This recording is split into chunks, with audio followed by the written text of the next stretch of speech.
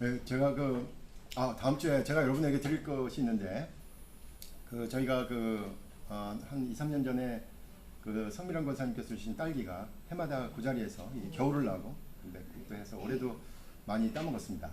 뭐 몇 개는 안 나오지만, 어쨌든 이 딸기를 따먹고, 이 딸기가 번식력이 강해요. 그래서 여러분 난에서 이렇게 러너 나와가지고 또 난이 이렇게 맺혀진 것처럼 딸기도 또 그런 형태로 해가지고 정신없이 얘네들 그냥 새끼를 깐 거예요, 쉽게 말하면. 그래가지고 그거를 다 밟아서 죽여버릴까 하다가 그래서 그냥 하나씩 하나씩 끊어가지고 물에다 담가놨습니다, 뿌리를 내리게. 그래서 주중에 이제 뿌리가 나오면 조그만 포트에다가 하나씩 이제 담아서 여러분에게 갖다 드릴 테니 한 10개 정도는 나올 것 같아요. 다음 주에 가지고 와서 딸기를 키워보시고. 올해는 끝났어요. 올해 왜 딸기가 안 맺히냐? 올해는 끝났습니다. 여기 이제 내년에 맺히니까 내년에 딸기를 따서 드시도록 그렇게 준비를 하겠습니다. 이 딸기가 작아요. 이거 여러분 하우스에서 그 멋진 딸기, 비싼 딸기 먹으면 맛있잖아요. 그리고 달고. 근데 이게는 어쨌든 먹으면 이제 요만해요. 뭐 어디 콩알만 하고, 콩보다 좀 클까? 밤보다 작고 콩알만 할까 이래요. 이게 뭐 한 몇 개를 따가지고 한 5-6개 한꺼번에 입에 넣으면 딸기가 얘기를 합니다. 나 딸기야. 딱 먹으면 딸기를 알 수 있어. 아, 이거 딸기구나. 나 딸기야. 이렇게 얘기를 하는 게 들려요. 오늘 이야기도 그런 이야기입니다. 우리 각자 한 사람이 전혀 다른 삶을 살고 있고, 각자의 영역에서 전혀 다른 모습으로 살고 있지만, 무언가 계기가 돼서 여러분 한 사람 한 사람을 살펴보면, 그래, 나 그리스도인이야. 나 그리스도인이야.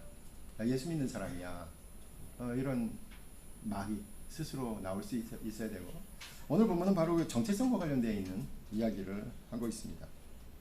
우리가 계속 살펴보고 있는 에베소서가 모두 6장으로 구성되어 있는데, 앞에 1장에서 3장까지 부분과 지금 살펴보고 있는 4장부터 5장, 6장이 이제 실제적인 어떤 지침들을 얘기하면서 후반부에 해당합니다.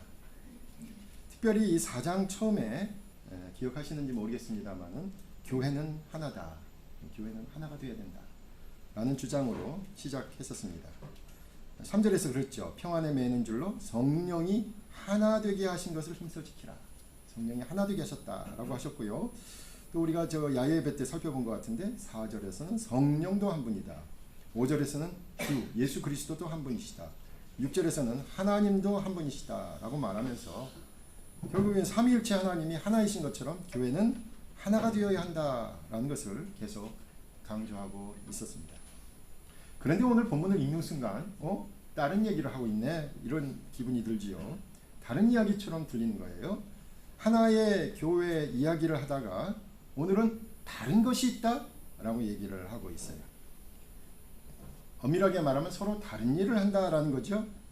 우리가 좀 요즘 경제적인 용어로 얘기하면 분업이 있다라는 겁니다. 역할에 분할이 있다는 거죠. 사실 이 이야기 7절에서도 이미 우리가 살펴본 7절에서도 우리 각 사람에게 그리스도의 선물의 분량대로 은혜를 주셨다. 그러니까 선물을 주셨는데 다 일률적으로 똑같은 게 아니라 차이가 나게 주셨다. 다르게 주셨다라는 말이 이미 전제되어 있었습니다. 그렇다면 이렇게 얘기할 수 있죠. 초기 기독교 공동체는 점점 이제 성장하면서 하나의 신앙 공동체를 세우기 위한 변화와 발전의 과정이 계속되었던 것입니다. 그래서 몇몇 직분 또는 사역이 생겼다라는 것을 말하고 있어요. 이렇게 교회의 사역자들이 생겼다는 것을 말하고 있기 때문에 이 에베소서 자체의 본문을 어떤 학자들은 이거 상당히 바울보다도 후대의 사건을 얘기하고 있다라고까지 얘기하는 이유가 사실은 오늘 나오는 사역 또는 직분에 대한 것이 너무나 자세하기 때문에 그랬어요. 오히려 더 거슬러 올라가면 예수님 복음서에면 이런 직분 없잖아요. 그죠? 그래서 예수 그리스도가 세상에 계실 때는 없었던 것들이에요. 오늘 이따가 살펴볼 사역들이. 그런데 교회가 보다 전문적이고 또 섬세하고 효과적인 공동체가 되기 위해서 사역자를 세웠다는 거죠. 오늘 특별히 11절 시작하는데 주어가 뭡니까? 그가 라고 되어 있어요. 그가. 예수 그리스도께서 세웠다 이거예요. 실제로는 예수 그리스도께서 사역하셨던 복음서에 나오지 않아요. 근데 지금 시간이 흐르고 나서 이제 바울은 그가 세웠다라고 얘기를 하고 있는 걸 보니까 이런 말이죠. 실제로는 예수님이 이 땅에 계실 때는 없었던 사역이지만 교회가 필요로 하는 것 자체를 예수님께서 정하셨다라는 어법을 쓰고 있는 겁니다. 교회가 필요로 하는 것 자체를 결국은 예수님께서도 인정하실 것이다 라는 의미죠. 예수님은 그 당시에 이런 직분 안 세우셨잖아요. 그러니까 교회가 나중에 필요로 하는 직분을 주님께서도 인정하실 것이다 라는 어법을 쓰고 있는 것입니다. 그런 의미에서 성경은 이렇게 생각해야 되겠죠. 성경을 전반적으로 우리는 구원을 받는데 충분한 진리를 담고 있다. 성경은 더 이상 필요한 것은 없다라는 것은 분명한 진리죠. 그런데 여러분, 성경을 읽으면서 역사가 흐르면서 새롭게 발생되는 문제들이 있잖아요. 그 대응하기 위해서 결국은 성경 안에는 없는 사건들이 나타나잖아요. 그러니까 그럴 때는 계속적인 성령의 지혜가 필요함을 암시하고 있습니다. 성경 본문 자체는 이미 상당히 오래전에 기록됐기 때문에 그 이후에 일어나는 사건들에 대해서는 모르죠. 그러니까 계속해서 우리가 지혜롭게 성경을 진지하게 읽고 또 조심스러운 적용을 해야 되겠죠. 여러분, 성경에 담배가 나옵니까 안 나옵니까? 담배 펴야 됩니까 안 펴야 됩니까? 성경은 뭐라고 얘기하고 있습니까? 그걸 저렇게 이제 해석을 해야 되는 거예요. 믿음으로 해석해야 되죠. 그걸 구태여 교회 와서 묻는 사람이 답답한 사람이에요? 의사 선생님에게 물어봐야죠.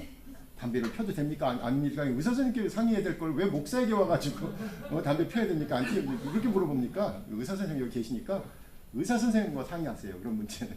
오히려 그게 지혜로운 답이죠. 성경에 없어요. 이후에 나와 있는 것들이니까. 그러니까 아까 장로님 얘기한 것처럼 무언가 성령을 통해서 새롭게 해석하고 또 조심스럽게 적용을 해야 되는 부분들입니다. 직분도 마찬가지예요. 어떻게 보면 오늘 나와 있는 이 사역의 내용들도 마찬가지. 교회는 역사적인 유기체지요. 공상적이거나 이상적이거나 관념적인 모임이 아닙니다. 모임이 실제적으로 진행되는 단체입니다. 그래서 분업이 필요했던 것이죠. 실제적인 필요에 의해 사역자들이 생겼습니다. 다시 말해서 신앙 공동체가 하는 것은 막연한 것이 아니라 상당히 구체적인 것이다 라는 것을 알 수 있습니다. 우리가 성령 얘기 지난주에도 잠깐 살펴봤습니다만 고린도전서 12장에도 성령을 통한 사역의 내용들이 나오죠. 은사가 나오죠. 9가지 은사. 지혜, 지식, 믿음, 신유, 능력 행함, 예언, 영분별, 방언, 통역. 어떠세요? 이 은사들은 긴가민가 하는 것들이에요. 이거는 솔직히 말해서 은사를 받은 사람도 내가 그거 받았나? 안 받았나? 여러분, 그 오순절 교단이 제일 먼저 생겼을 때 방언을 강조한 이유가 어디에 있는 줄 아세요? 왜 방언을 강조했겠어요? 이 9가지 은사 가운데 방언만 두드러져요. 그 외에는 다 개인적이거든. 그래서 이 은사를 받았는지 안 받았는지를 알 수 있는 건 방언밖에 없었기 때문에 그렇게 강조했던 거죠. 본인도 그 주변 사람들도 이 은사를 받았는지 안 받았는지 몰라요. 그런데 오늘 말하는 이 직분이나 오늘 나오는 사역들은 분명하죠. 본인도 알고 공동체도 알고 그런 사역입니다. 또 고린도전서 12장에서 언급하는 은사들은 지극히 개인적이죠. 아까 말한 것처럼 성령께서 개인에게 허락하신 은사이기 때문에 그렇죠. 그런데 오늘 나오는 사역의 내용은 공식적입니다. 신앙 공동체가 함께 지정해서 세우고 공식적으로 그 사역을 하도록 기도하며 지지하며 잘 감당하도록 돕기 때문입니다. 다시 말해서 이 사역의 부분은 교회의 필요에 의해서 생겼다는 사실이고 사도 바울은 바로 그 교회의 필요에 민감하게 반응한 것을 알 수 있습니다. 11절에 나오는 사역자들은 다음과 같죠. 처음이 바로 사도가 나옵니다. 사도. 여러분, 이 사도라는 말은 함부로 쓰는 말은 아닙니다. 특별히 첫 세대, 복음의 첫 세대에게 한정되는 말이죠. 주로 예수님의 직계제자들에게만 국한해서 쓰는 말이었습니다. 교회의 설립자들을 말하는 것이기도 하고요. 교회의 첫 지도자들을 일컫는 것입니다. 교회를 위한 규약과 제도를 만든 사람들, 또 이 의미는 사도는 보냄심을 받았다라는 의미에서 사도는 선교사다라는 의미와도 동의어로 쓰였습니다. 두 번째 나오는 선지자, 예언자, 이렇게 신비한 일을 보는 것, 사실 그런 뜻보다는 설교를 하는 사람이다라는 뜻이 강하죠. 앞으로 일어날 일 분명한 거 하나 있었잖아요. 그 당시에 예수님께서 곧 오신다라는 것, 그런 말씀을 전하고 다니고 예수님께서 무슨 말을 하셨는지를 전하는 사람들, 선지자였습니다. 셋째 나오는 복음 전하는 자, 복음을 직접 전하는 사람, 전도하는, 그렇게 하는 사람일 거예요. 여러분, 전도와 선교를 어떻게 구분하십니까? 뭐가 전도고 뭐가 선교입니까? 참 이게 어려워요. 그게 그거 아닙니까? 이렇게 얘기하는데 좀 찾아보니까 전도와 선교를 지역적으로 구분하면 이제 여러분 딱 오시죠. 문화권이 다른 곳에 복음을 전하면 선교, 문화권 동일한 문화권은 전도 뭐 이렇게 구분하면 될 것 같고요. 또 하는 일을 구분으로 하자면 전도는 직접 예수 그리스도의 복음을 전하는 게 전도고, 선교는 그 플러스 여러 가지 봉사, 헌신, 구제, 교육으로 이 모든 것들이 선교 사업 가운데 들어가는 거죠. 그래서 전도와 선교를 그 범위와 하는 이 일로 구분해서 보면 좋겠다 그래요. 네 번째는 목사입니다. 목자라고도 해석이 됩니다. 예수 그리스도를 대신해서 교회를 지도하는 사람들입니다. 교회를 돌보고 감독하는 사람들을 목사라고 합니다. 이 한국어에 변형 예가 있죠. 목사를 뭐라고 부릅니까? 먹사라고도 부릅니다. 그래서 특별히 주는 대로 잘 먹는 사람들, 무엇이든 잘 먹는 사람들, 먹사. 먹사만 돼도 괜찮은데 가끔은 독사가 되기도 합니다. 목사를 잘 먹이고 독사가 되기도 해서 한국교회에 많은 아픔을 주기도 했죠. 마지막으로 교사는 새로운 사람들의 교육을 담당한 사람들입니다. 학교를 다니는 연령으로만 그 교육 대상으로 삼는 것이 아닙니다. 저희 교육부장님에게도 늘 강조하지만 저희 교회 학교의 모토는 바로 요람에서 천국까지. 요람에서 천국까지. 그 얘기는 뭐예요? 모든 세대가 교육을 받아야 한다라는 기억해야 되겠죠. 교회 학교의 대상은 모든 연령대가 포함됩니다. 연장교육, 평생교육이 구현되어야 할 것, 교회 교육에서도 마찬가지입니다. 다시 말하자면 사도, 선지자, 복음 전하는 자, 목사, 교사 이 사역은 전체적으로 성령이 주시는 지혜와 능력으로 이 일을 담당하는 것이고 교회의 필요에 의해서 생겼습니다. 그런데 이 사역자들을 통해서 중요한 것 세 가지를 본문은 계속해서 이야기하고 있습니다. 첫째는 사역자들은 그리스도의 몸을 세우는 것이란 사실입니다. 그리스도의 몸을 세운다. 11절에서 사역자들을 열거하면서 이렇게 썼어요. 모든 사람이 아니라 어떤 사람에게는. 여러분 거기 주목해야 되겠죠. 모든 사람이 동일한 사역자일 필요는 없다는 것이죠.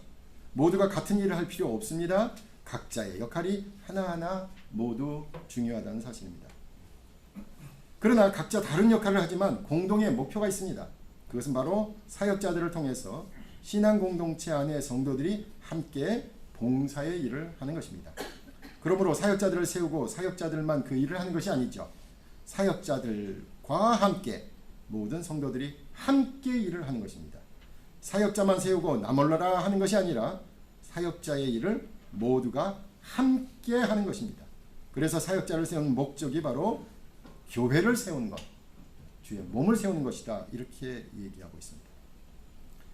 사역자만 그 일을 하도록 하면 그 사역자만 주님께 인정받겠죠. 사역자만 그 일을 하도록 하면 그 사역자만 점점 더 전문가가 되겠죠. 사역자만 그 일을 하도록 하면 다른 성도들은 중요한 결정에서 열애가 되겠죠. 그런데 사역자를 세운 목적은 성도들이 함께 봉사하여 궁극적으로 그리스도의 몸인 신앙 공동체를 세우는 데 목적이 있습니다. 그래서 전체 그리스도의 몸, 신앙 공동체, 다시 말해서 교회를 세우는 공동의 목표로 나아가는 것입니다. 정말로 그렇습니다. 주님의 일은 함께하는 것입니다. 몇몇 사역자들에게 집중되면 쉽게 지치겠죠. 그 일이 진척이 되지 않으면 서로 불신이 생깁니다. 그러나 함께할 때 즐겁게 할 수 있습니다. 물론 혼자 하는 게 빠를 때도 있습니다. 그러나 혼자 하면 오래 할 수는 없습니다. 오래 하기 위해서 우리는 함께 하는 것을 훈련하는 것이죠. 때로는 기다려주고 때로는 몰래 돕기도 하면서 그리고 때로는 그 사람이 은밀하고 딱한 사정에 대해서 나의 일처럼 은밀하게 주님께 간구하면서 그렇게 간절하게 그리고 절실하게 그리고 진실하게 그리스도의 몸을 함께 세우는 것입니다. 둘째, 이 사역자들의 목표는 그리스도이십니다. 장성한 그리스도, 그리스도에 충만한 그리스도 자신이십니다. 13절에서부터 나오는 말씀에는 먼저 하나님의 아들을 믿는 것과 아는 일의 하나가 되는 것, 이 두 가지를 얘기합니다. 하나님의 아들을 믿는 것과 아는 것. 이거 금방 이제 이해가 되시죠? 신앙 공동체에서 이루어지는 기본적인 거죠. 여러분이 교회에 처음 오면, 교회에 발을 들여놓으면 뭐 세례받게 하고, 그래서 입교할 때 뭐라 그래요? 바로 하나님의 아들 예수 그리스도를 믿습니다. 그러니까 믿음을 먼저 요청하죠. 예, 바로 이 믿음을 지니는 것이 중요합니다. 신앙 공동체라 불리는 것은 이 믿음이 전제되고 나서 무슨 일을 하는 거예요. 그리고 이 믿음이 전제되고 나서 관계가 형성되는 거예요. 이 믿음이 없으면 교회에서 하는 일이 전반적으로 이해가 안 돼요. 이 믿음을 공유하지 않으면. 이 믿음이 없으면 일을 시작할 수도 없어요. 이 믿음이 없으면 신앙생활이라는 것이 처음부터 불가능합니다. 이 믿음은 세상을 바라보는 세계관이고 예수 그리스도를 통해서 세상을 바라보겠다는 결단이기 때문입니다. 여러분 그 처음 오면 세례를 받게 하고 그 믿음으로 신앙을 고백해서 이제 구성원을 받아들이면 그러고 나서 뭐예요? 이제 여러분 성경 공부하고 교제하고 또 말씀 들으면서 하나님 아들을 알아가는 거죠. 그러니까 믿음과 알아가는 것 당연하죠. 교회에서 이루어지는 교육과정 전반을 말하는 것입니다. 믿음을 가진 사람들이 성경을 읽고 서로 말씀을 나누고 서로 교제하면서 하나님의 아들 예수 그리스도를 점점 더 알아가는 것입니다. 우리는 대개 인식과정을 얘기할 때 먼저 알아야 하고 그리고 나서 믿는다 라는 말이 옳을 것 같아요. 되게 그렇죠. 그런데 신앙에서는 예수 그리스도를 온전히 알기 이전에 믿음이 먼저 요청된다는 것이 중요합니다. 일반적인 지식과 여러분이 그 세상에서 아는 지식, 또 그 사실의 확신은 알아야 되는 것이죠. 알아야 믿게 되겠죠. 여러분이 어떤 호텔을 예약하든 어떤 비행기 티켓을 싸게 예약하든 알아봐야죠. 리플라이가 뭐가 달렸는지 봐야 되겠죠. 그래야 확신을 갖고 거기다 돈을 보낼 거 아니겠어요? 알고 나서 하는 거죠. 그런데 이 신앙의 영역은 조금은 도취되어 있다라는 생각이 듭니다. 신앙의 길은 먼저 믿음의 고백을 하고 예수 그리스도를 알아가는 과정이 뒤따르는 점도 아주 흥미롭습니다. 물론 예수 그리스도를 알아가면서 그 믿음이 성장하는 것을 분명하게 말하고 있습니다. 믿음이 공부를 통해서 성경을 통해서 성장하여 오늘 본문에 보면 온전한 사람이 될 것을 말하고 있습니다. 아까 12절에서 사실은 온전하게 하여라고 나왔는데 본문에는 온전하게 하여가 사실 이 뒤에 걸려요. 그래서 이 온전한 사람의 전형이 바로 예수 그리스도의 장성한 분량에 충만한 데까지라고 했습니다. 온전한 사람이 되는 목표는 바로 예수 그리스도 그 분량까지죠. 온전한 사람은 예수 그리스도께서 보이신 바로 그 삶의 모습입니다. 여기서 성경에서는 늘 긍정적인 의미로 쓰이는 단어가 부정적인 의미로 쓰인 단어가 하나 눈에 등장합니다. 바로 어린아이라는 단어입니다. 어린아이가 순수하고 그렇죠? 의지적이고 또 이런 부분에서는 긍정적으로 많이 쓰였습니다만은 여기서는 부정적인 것으로 쓰였습니다.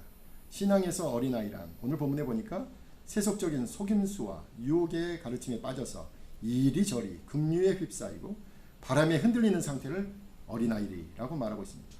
신앙생활에서 어린아이는 여전히 세속적인 가치관에 사로잡혀 있다라는 이야기입니다. 세상 사람들은 어떻게든 다른 사람들을 밟고 올라가는 일 도모합니다. 어떻게든 다른 사람보다 더 많이 가지려고 합니다. 어떻게든 사람들의 유명세를 갈망합니다. 그런데 온전한 사람이셨던 예수 그리스도는 다른 사람보다 낮은 곳으로 향하신 것을 우리가 압니다. 다른 사람에게 나누어 주려고 하셨습니다. 그리고 세속적인 유명세를 결코 바라지 않고 하나님이 원하신다면 세상의 죄인이 되기도 마다하지 않으셨습니다. 바로 그 예수님의 모습에서 진정한 인간의 모습을 보아야 한다는 것입니다. 그렇다면 오늘 처음 나온 교회의 사역자를 세운 것은 모두가 진정한 인간이 되도록 하는 데 있습니다. 진정한 인간. 예수 그리스도를 닮도록 하는 것이죠. 그런 의미에서 모두가 진정한 인간이신 예수 그리스도를 닮자라고 하고 있죠. 저와 여러분이 이렇게 모인 신앙 공동체는 하나님께서 세상을 창조하실 때, 그 옛날 이 세상을 만드실 때 그분이 꿈꿨던 모름지기 인간은 이래야 되는데 라고 아담을 만드셨을 때 그 생각으로 우리가 따라가는 것입니다. 그 길이 바로 그리스도를 따르는 거죠. 이미 이루어졌다는 뜻 아닙니다. 그래서 교회는 진정한 인간만 모이는 곳은 아닙니다. 이제 이 믿음을 가지고 알아가면서 그 진정한 인간, 온전한 인간이 되기 위해서 변화의 도성에 있는 사람들입니다. 그래서 혹시 언덕교회 처음 오신 분들은 아이 뭐 다른 교회랑 똑같네, 아이 똑같아요, 뭐 다를 게 뭐 있나요? 우리도 그 온전한 인간이 되기 위해서 노력하는 과정이니까 냄새도 나고 죄도 짓고요. 우리 안에서도 뭐 시기, 질투 뭐 다 있습니다. 뭐 그게 인간 사는 데지만. 근데 중요한 게 있어요. 우리는 예수님 따라가려고 노력하는 사람들이다라는 사람들. 그러면 이렇게 말할 수 있겠죠. 오늘 사역자들 얘기 쭉 나왔잖아요. 사역을 맡아서 하든지 사역자와 함께 하든지 봉사는 그 누구를 위한 것이 아니라는 사실입니다. 신앙 공동체를 통한 여러 사역들은 결국 나 자신을 위한 겁니다. 나 자신이 진정한 인간이 되어가는 과정이에요. 내가 이 사역을 함으로 나만 이 일을 하고 있어가 아니라 사실은 내가 예수 그리스도를 닮아서 진정한 인간, 하나님이 꿈꿨던 그 인간이 되어가는 과정이죠. 그러니 그 사역, 봉사, 헌신은 여러분 각자를 위한 겁니다. 누구를 다른 사람을 위한 게 아니에요. 저는 그런 의미에서 가난한 성도라는 말을 쓰는데 저는 이 말이 잘 안 맞는 말인 것 같아요. 어떻게 성도라는 말을 쓸 수 있을까? 진지하게 한번 생각해 봐야 될 것 같아요. 신앙 공동체 안에서 이렇게 믿음을 갖고 예수 그리스도를 알아가고자 하는 여러 이 몸짓을 공유하지 않으면서 예수 그리스도를 진정으로 알 수 있을까? 저는 그게 의심스러워요. 세상에서는 도저히 함께 할 수 없는 바로 그 사람들. 그런데 예수 그리스도를 닮고자 하는 순수한 마음에서 함께하고자 하는 삶이야말로 우리가 진정으로 인간화, 인간이 되어가는 과정이기 때문입니다. 여러분 직장은 여러분이 돈을 모아서 이윤을 남겨야 분명한 목표가 있어요. 직장은. 기업은 그래요. 사회단체나 NGO 그 목적에 맞는 사람들만 회비를 모아서 그렇게 구성이 돼요. 특별히 정당은 분명한 권력의지를 가지고 관철시키는 사람들로 구성이 됩니다. 그런데 교회는, 신앙공동체는 대차 대조표에 나타나지 않아도, 눈에 보이는 목적이 달성되지 않아도, 정치 지형처럼 분명한 변화가 없어도 오로지 온전한 인간이 되고자 모인 곳입니다. 그래서 때로는 사회에서 그리 높은 점수를 줄 수 없는 바로 그 사람들과 함께 살아보자고, 함께 믿음의 끈을 꼭 붙잡고 함께 세상과는 다른 삶을 살아보자고 다짐하고 다짐하는 장소입니다. 세상의 기관과는 다르게 비효율적으로 보이기도 하고 남들은 신경 쓰지 않는 것에 집중하기도 하면서 세상에서 주목하지 않는 사람들을 적극적으로 용납하고 있기 때문입니다. 그래서 아마도 교회를 등진 사람들에게는 이 과정이 무척 소모적으로 보이고 무척 고루하고 무척 진부하게 보일지도 모릅니다. 그런데 세상의 선법으로 인정받지 못하는 것에 예수 그리스도의 시선이 머문다 라는 사실을 우리는 잊지 않고 있습니다. 권력자에게 버림받은 소수의 애정을 갖고 있고요. 많은 사람들에게, 외면받는 사람들에게 하나님의 사랑을 이야기하고요. 사회에 적응하기 힘들어하는 바로 그 사람들을 위해서 응원하고 지지하며 기도하는 것이 우리가 하는 일이기 때문입니다. 이 과정 없이 혼자 예수 그리스도를 알아가는 것은 불가능하지 않을까. 역사적으로 불가능하지는 않았어요. 아까 아시시의 프란치스코처럼 있었어요. 무척 드뭅니다. 그러니 신앙 공동체 안에서 죽이 되고 밥이 되고 엉키고 설켜서 삶을 나누는 훈련을 안 한 사람이 어떻게 예수 그리스도의 그 마음을 알아갈 수 있을까요? 내가 보기 싫은 사람 안 보고, 내가 겪기 싫은 일 안 하고, 독야청청하게 그런 곳은 없어요. 같이 어울려서 인간 냄새도 풍기고, 그렇지만 또 기도하면서 예수 그리스도를 바라보면서 극복해 가고자 하는 그 과정. 그렇잖아요. 여러분 아마 사회에 있는 직장이나 가정에서는 결코 접하지 않은 사람들이잖아요. 어디 가면 이렇게 만나겠습니까? 전부 다 한 분 하면 소중한 분들이잖아요. 알고 보니까 하나님의 자녀인 거잖아요.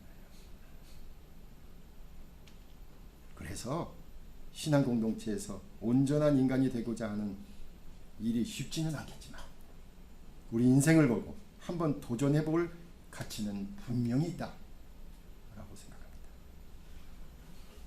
다시 한번 반복하는 말이지만 그래서 봉사는 그 누군가를 위한 것이 아니라 바로 나 자신을 위한 겁니다.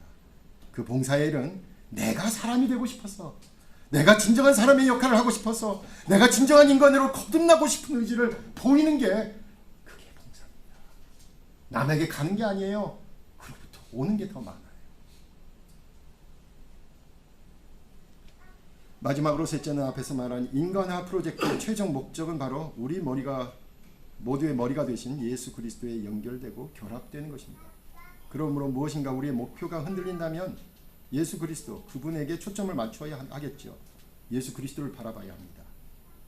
각자의 사역자를 세웠는데 이 사역은 자칫 분열의 씨앗이 될 수도 있겠죠. 목사가 목사 싸울 수 있고요. 전도자가 전도자끼리 싸울 수 있겠죠. 교회 필요에 위해 세운 이 사역들이 갈등을 빚을 수 있습니다. 서로의 사역이 중첩되거나 소외될 수도 있습니다. 그만큼 사도 바울은 아주 현실적인 대안을 생각한 겁니다. 사역자와 우리 모두는 머리가 되신 그리스도에게 연결되고 결합되어야 한다는 사실을 잊지 말라라는 겁니다. 어떻게? 바울은 아주 오래된 재래식 방법을 제안합니다. 15절과 16절에서 그 방법, 그 재래식, 그 구태의연한 단어를 또 쓰고 있어요. 그것은 바로 사랑입니다. 아, 또 사랑이야? 그 사랑. 우리가 서로 연결되는 것 중요하죠.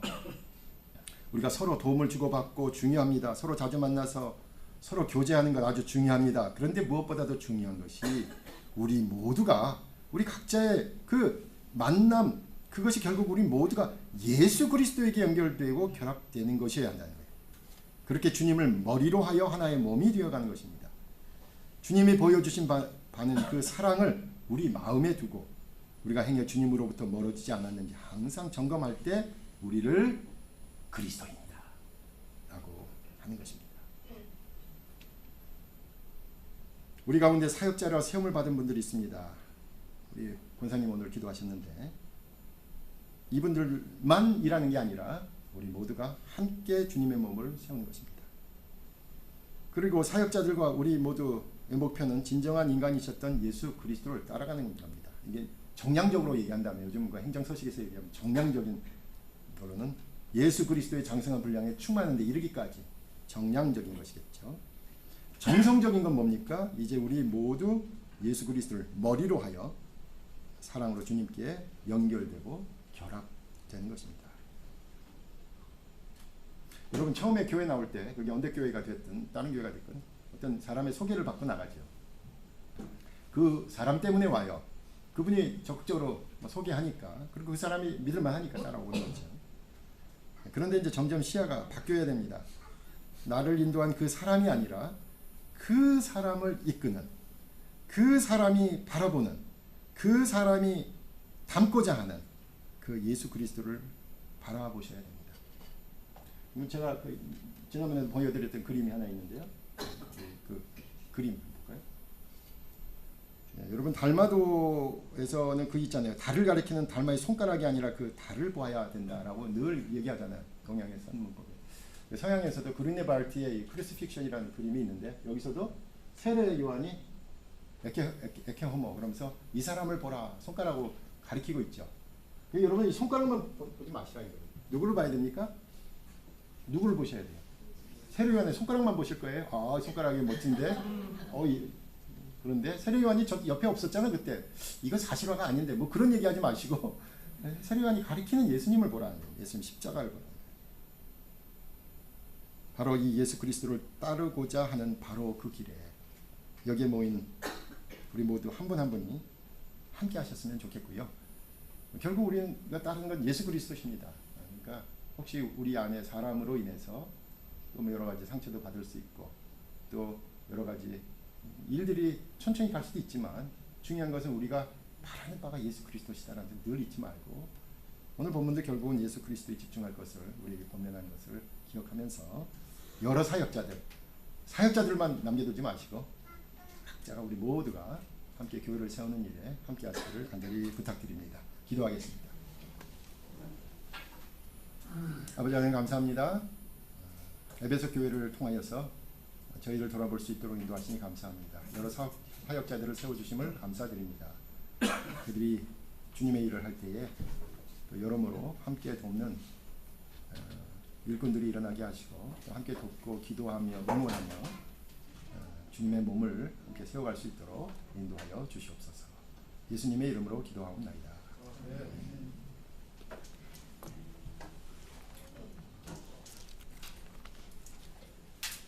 우리 찬송가 90장 그러고 나서 우리 공동체를 위한 기도 같이 드리겠습니다.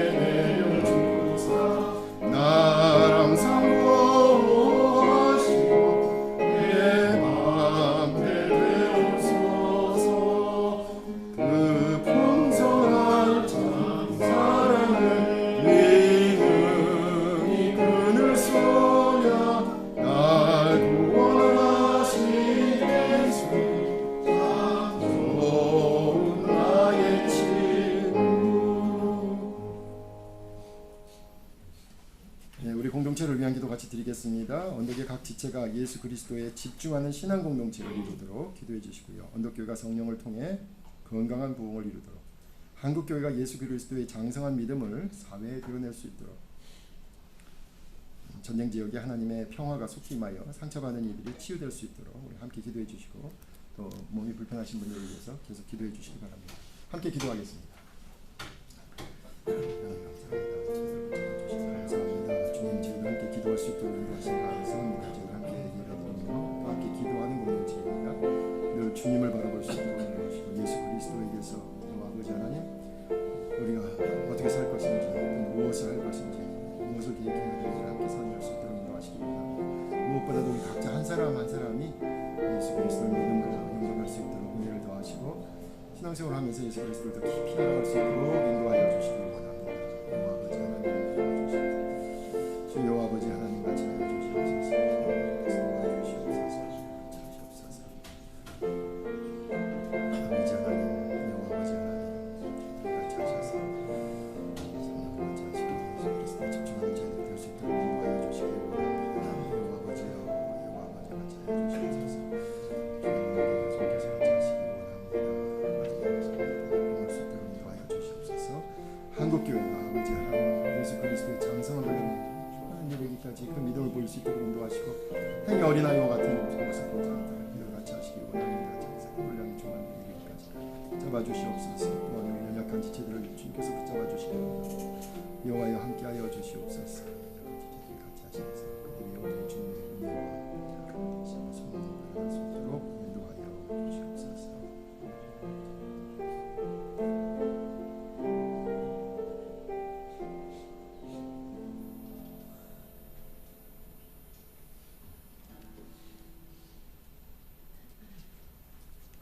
같이 자리에서 일어서셔서 동영 찬송 드리겠습니다.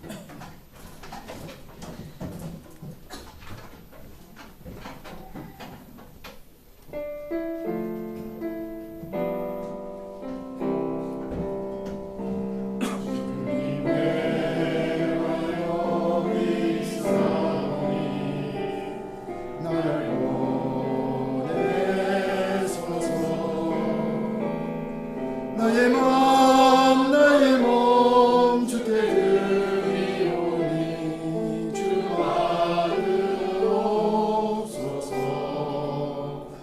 주님 내가 여기 있사오니 나를 써주소서.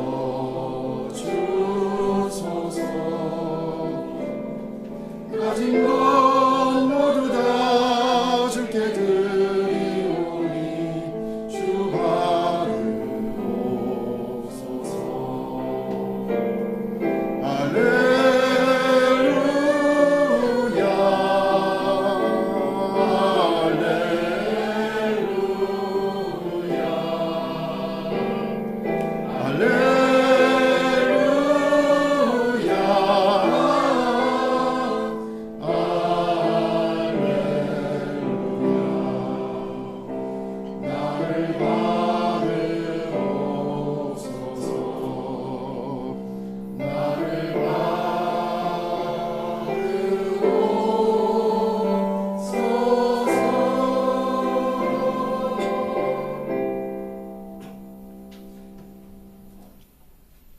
아버지 하나님 감사합니다. 저희들이 한 장소에 모여서 또 여의치 못한 이들은 같은 시간에 한 분 하나님 우리를 구원하신 예수 그리스도를 생각하며 성령님께 기도할 수 있도록 인도하시니 더욱 감사합니다. 아무리 바빠도 아무리 힘들어도 주님 이 시간을 통하여서 주님의 뜻과 주님의 사랑과 주님의 은혜를 체험하는 시간이 되게 하시고 돌아가서는 각자의 삶의 자리에서 다시 한번 능력 있게 새로운 각오로 살아갈 수 있게 인도하여 주시옵소서. 저희들이 모일 때마다 예수 그리스도를 생각하며 서로를 위하여 권면하게 하시고 또 작은 일이지만 함께 할 때에 건강한 모습으로 교회를 세워갈 수 있도록 인도하여 주시옵소서. 세우신 사역자들에게 지치지 않도록 지혜와 능력을 더하시고 또 함께 일할 일꾼들을 붙여주셔서 주님의 일은 함께 하는 것이구나 라는 것을 늘 깨닫게 하여 주시옵소서. 요 아버지 하나님, 언덕의 지체들 가운데 여러 가지로 어려움 당하는, 특별히 경제적으로 어려움 당하는 이들을 주님께서 찾아가셔서 위로하시고 저희들을 바로 세워주시기 원합니다. 다시 한번 용기를 내어 도전할 수 있도록 인도하여 주시옵시고 특별히 육신의 연약함을 인하여 어려움을 겪고 있는 이들에게 같이 하셔서 주의 신유의 복음을 듣고 아버지 하나님 저희들이 쾌차해서 주님께 다시 한번 헌신할 수 있도록 주님 기회와 용기를 덧입혀 주시옵소서. 아버지 하나님, 우리 흩어져 있는 이들에게 같이 하시고 특별히 우리 청년들에게, 젊은이들에게 같이 하셔서 저희들이 직장을 찾고 또 배우자를 찾고 앞으로 일을 계획할 때에 용기 잃지 않고 주님 믿음으로 도전할 수 있도록 늘 격려하여 주시옵소서. 이제는 우리 주 예수 그리스도의 은혜와 하나님의 사랑하심과 성령님의 교통하심이 함께 주님의 몸을 이루기로 다짐하며 주님만을 바라보며 나아가고자 다시 한번 다짐하고 결심하며 세상으로 향하는 우리 모두 위에 이제부터 영원까지 함께 하시길 간절히 축원하옵나이다.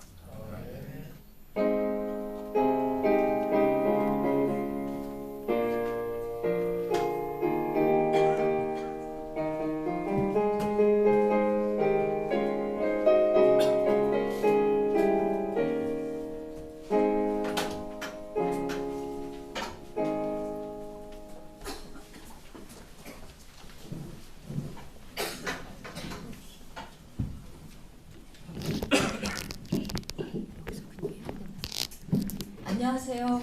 한 주간도 잘 보내셨는지. 네. 지난주는 특히 날씨도 되게 좋았고 공기도 맑아서 좋은 한 주간이었던 것 같습니다. 오늘 새로 오신 반가운 분이 계신데요. 박 목사님 그 여동생분께서 모자분께서 저기 방문해 주셨습니다. 네, 반갑습니다. 자, 도란도란 시간에 같이 인사도 나누시고 얘기 나누시면 좋을 것 같고요. 그리고 또 새로 오신 분이 한 분 계신데 김희병 장로님 지인분이신 직접 한번 친구분이신 건가요? 성함을 제가 죄송해요. 성함 저희 제 중학교 친구 예, 홍순재 씨고요. 박정호 목사님 잘 알고 옛날 어릴 때 다 동네에서 혼자 같이 살던 그런 친구입니다. 네. 네. 반갑습니다. 일단 또 식사하시면서 같이 더 대화 나누시면 좋을 것 같습니다. 그럼 오늘 목사님 설교 말씀에 대한 질문이 있으시면 질문해 주시면 좋을 것 같습니다. 네, 오세요. 요거 예, 그냥 요거요? 요거 띄워서 그럼 나가서 질문하시는 나가서 아니면 요렇게 하시면 들리지 않으실까요? 네, 제가 이렇게 이렇게 하시는데 저기 그러니까 앞에 하신 그 평화의 기도 내용하고 뒤에 그 교회에 대한 내용하고 뭐 비슷한 내용이라고 그래서 질문드리는데 이제 저기 평화의 기도에 보면 분열이 있는 곳에 일치를 또 그릇되심 있는 곳에 진리 말씀하셨잖아요. 근데 이제 대부분 뭐 교회 내에서도 그러고 우리 사회에서도 분열과 미움과 다툼이 생기는 이유가 한쪽에서 이게 진리다, 이게 맞는 거다, 또 그렇기 때문에 이쪽으로 같이 일치를 이루어야 된다. 그래서 미움과 다툼이 생기는 것 같거든요. 제가 볼 때는요. 그래서 이제 서로 싸우고 교회 내에서도 싸우고 그런데 이제 프란치스코 님께서는 그러니까 제가 생각하기에는 저 일치하고 진리, 그다음에 사랑과 용서가 서로 반대되는 개념 같아요. 근데 저걸 어떻게 교회 내에서나 사회에서 저거를 조화시킬 수 있을 것인지, 아니면 내가 생각하고 있다는 그 진리와 일치를 포기해야 되는 건지 잘 말씀해 주셨으면 좋겠습니다.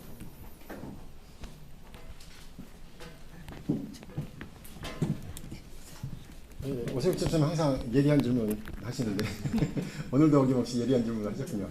예, 사실 그 교회에서 추구하는 것이 그 고대적으로 네 가지가 있습니다. 하나의 거룩한 사도적, 그 다음에 보편적인 교회, 뭐 그 이상이 있잖아요. 그 네 가지 중에서 이제 특별히 오늘 질문한 것은 뭐냐면 하나의 교회 이상과 거룩한 교회 이상입니다. 그러니까 하나의 교회 그러면 이제 흔히 아시겠죠. 교회가 하나 되려면 사랑해야지. 그 좀 다르더라도 끌어안아야 하나가 될 거 아니에요.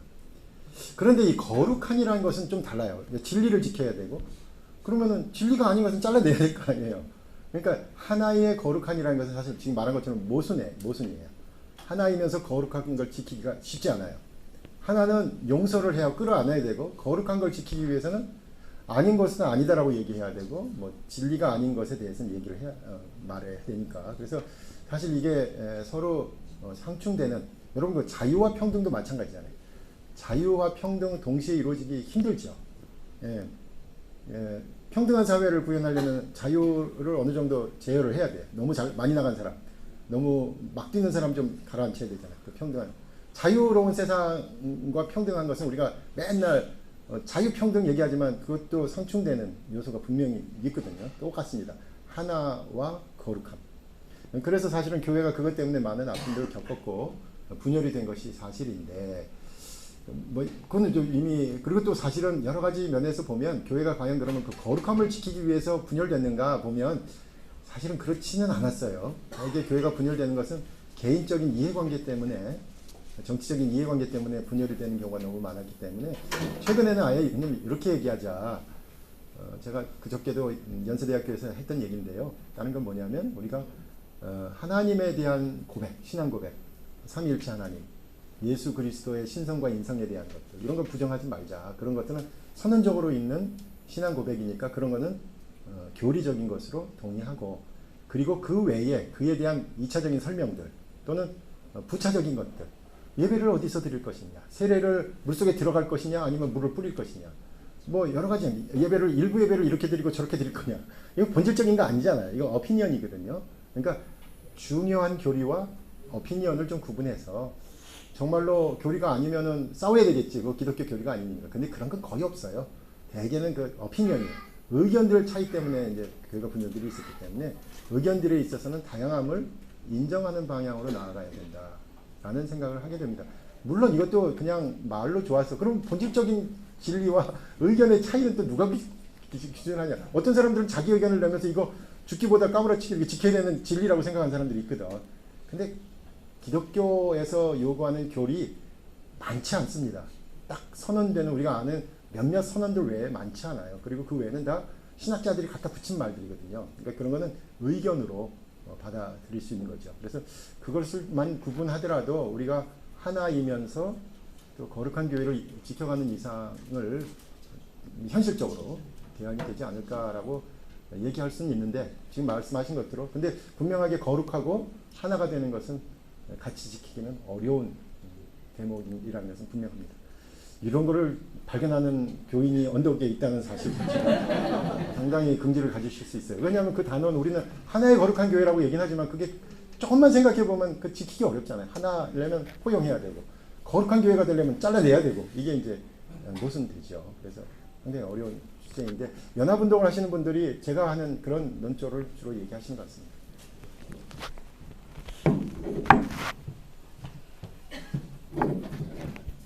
또 다른 질문 있을까요?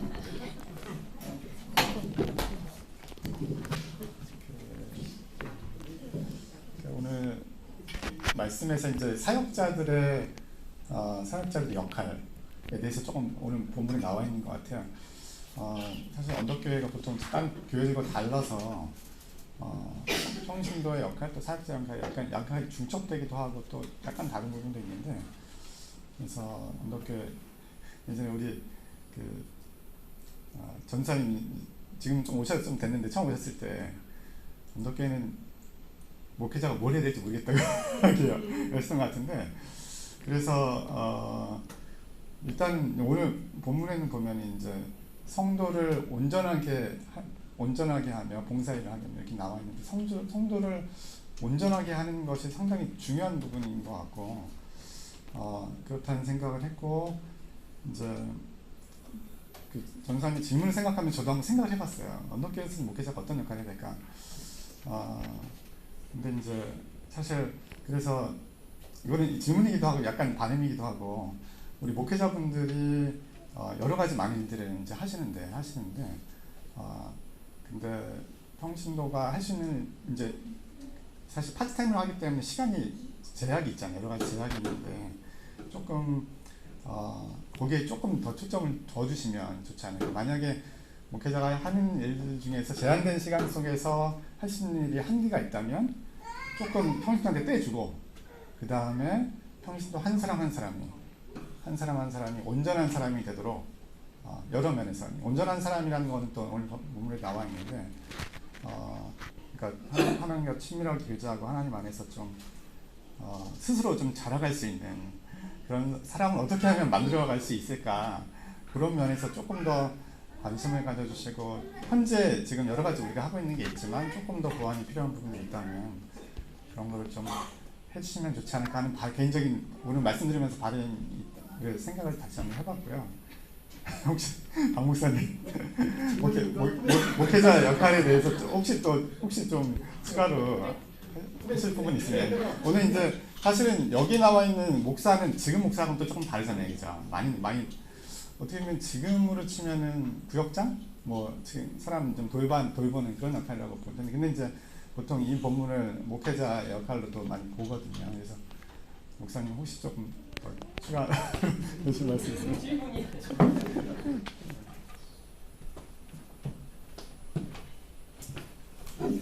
사실 언덕교회가 이런 교회가 없잖아요.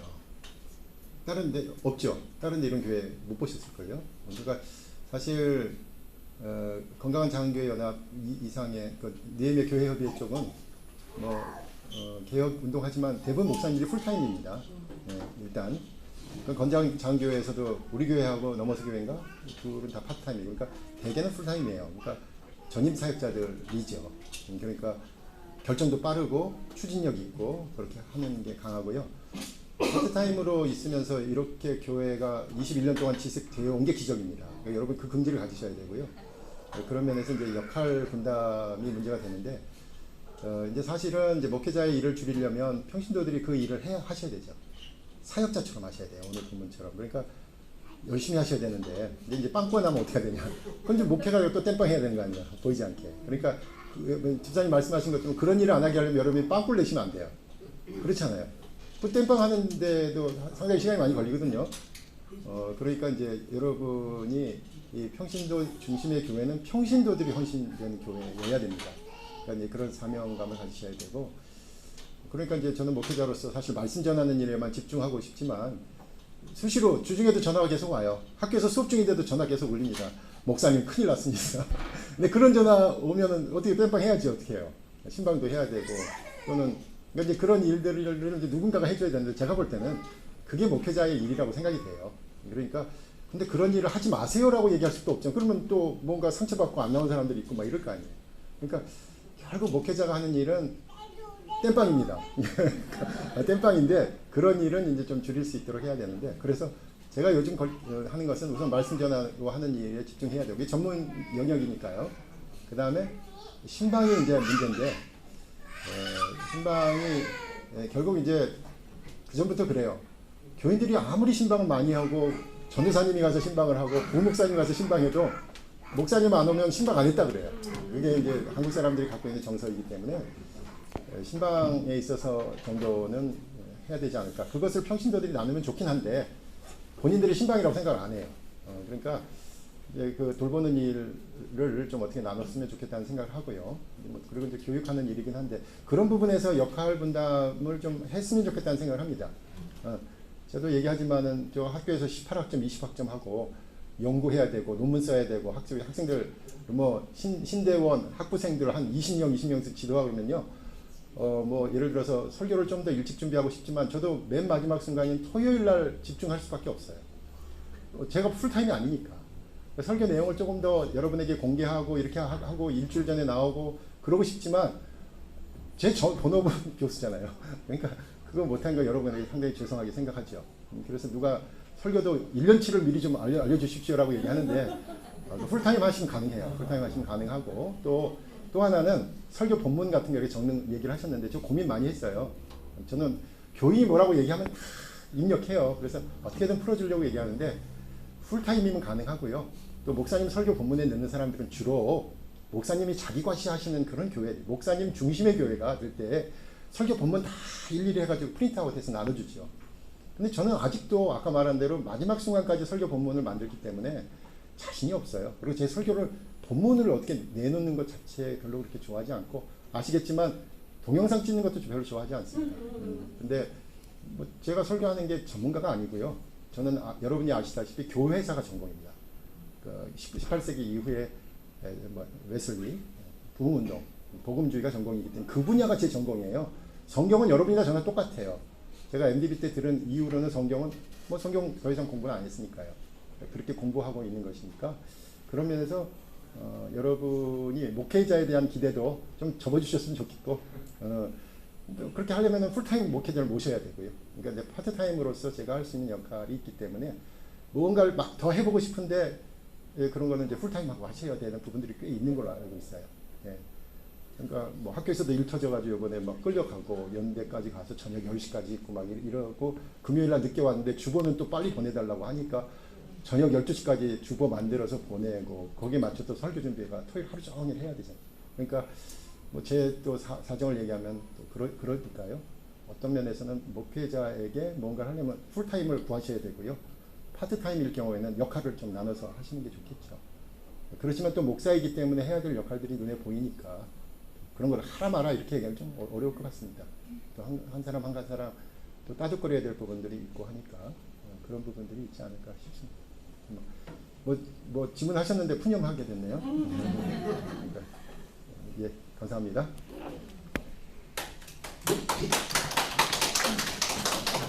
그냥 사회자로서의 제 생각은 목사님께서 너무 넘치게 해주셔서 더 하시면 그럴 정도로 저는 너무 감사하게 생각하고 있고요. 네. 네. 아마 거의 대부분의 교육분들이 정말 그렇게 생각하시리라고 저도 믿고 있습니다.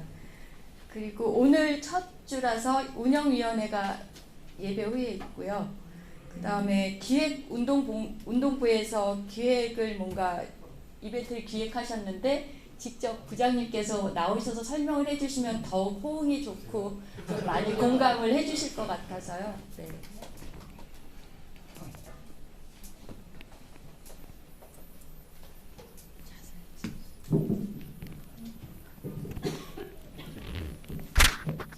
저희 돌아오는 토요일에 저희가 9시 20분에 모여서 기독교 신앙유산 탐방이라고 저희 박 목사님 아시는 그 지인분이신데 그분이 해설사로 이제 기독교 문화 해설사로 이제 지금 일하고 계시거든요. 그래서 그분의 안내로 저희가 그 성공의 대성당 앞마당 여기에서부터 시작해서 정동술래 해가지고 이제 한 3시간 정도 소요가 되거든요.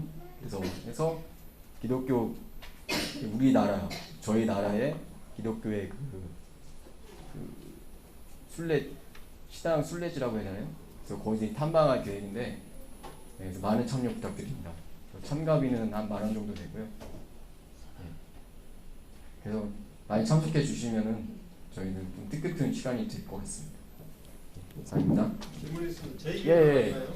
예? 저희 교회만 하는 거 아니면 다른 교회랑 같이 연합을 하는 거예요? 저희 교회만 합니다. 저희 교회만. 그럼 저희 많이 교회 가야 성도. 될것 같은데요. 그래도 많이 오시면 한 10명 정도?